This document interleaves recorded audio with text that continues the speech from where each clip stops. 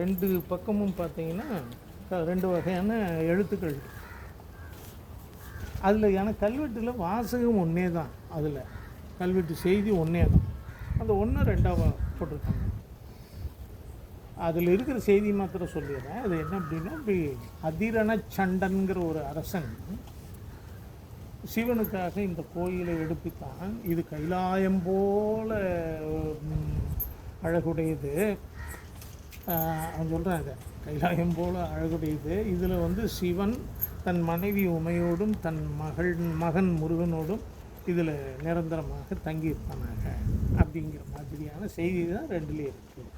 பல்லவர் காலத்தில் குறிப்பாக ஒரு சர்டன் பீரியடில் இந்த மாதிரி கல்வெட்டு, அந்த லாங்குவேஜ் வந்து சான்ஸ்கிரிட், லிபி வந்து தேவநகரி லிபி, இது வந்து பல்லவ கிரந்தம். இந்த மாதிரி கொஞ்ச காலம் அவங்க சான்ஸ்கிரிட்டை பயன்படுத்திட்டு இருந்தாங்க.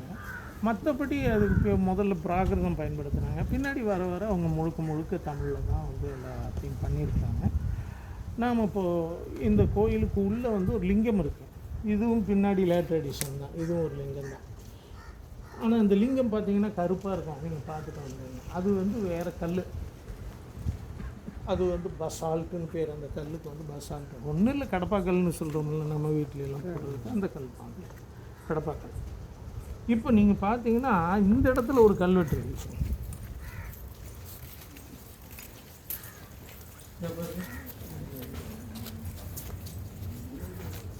நாம் நிற்கிறது ராஜராஜனுடைய கல்வெட்டு. ராஜராஜன் பார்த்துருந்தானே என்ன பண்ணியிருப்பாங்க.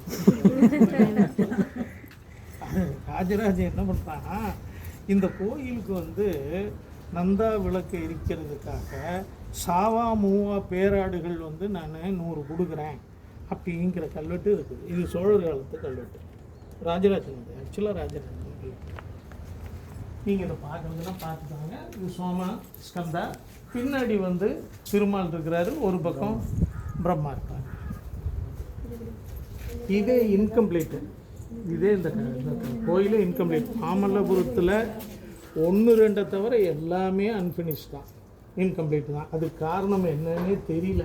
இதை கொட்டி இருக்கிறதே தெரியுது இல்லையா, இன்னும் முடிக்கல, மேலையெல்லாம் முடிக்கல. இப்போ இந்த அலையாக இருக்குது இல்லையா, இதுக்கு பேர் போதிகைன்னு பேர். தரங்க போதிகைன்னு. அந்த தரங்கம்னா அலை வடிவத்தில் போதிகை, ஒரு ஆர்னமெண்ட் பீஸ், அவ்வளோதான். நாம் இப்போ போகலாமா? வா.